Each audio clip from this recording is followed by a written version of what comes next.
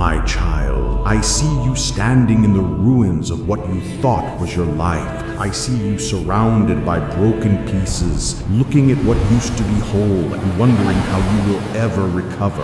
I hear you whispering that it is over, that you lost, that there is no coming back from this. But I need you to hear something that will shift your entire perspective. What looks like the end is actually the setup for your comeback. Let me tell you about a man named Job. He had everything: wealth beyond measure, a loving family, respect in his community, health, security, purpose. He was living the blessed life. And then in one day, everything collapsed. His children died. His wealth vanished. His health deteriorated. His wife told him to curse God and die. His friends accused him of hidden sin. Job went from the mountaintop to the valley floor in a matter of hours. Everything he built, everything he valued, everything that defined him was stripped away. Job sat in the ashes of his former life, covered in painful sores,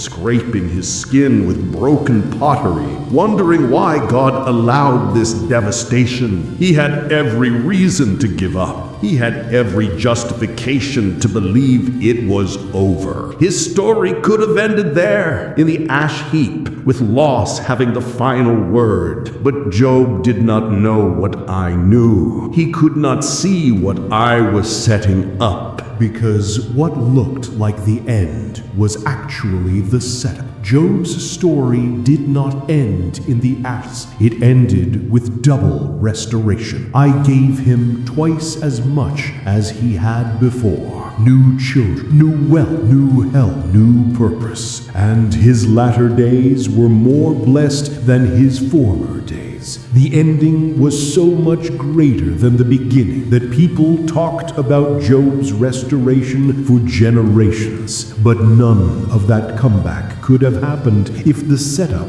had not occurred first. My child, you are Job. You are sitting in your ash heap right now, surrounded by what used to be, wondering if there is any hope left. You think you are at the end, but I am telling you, you are at the setup.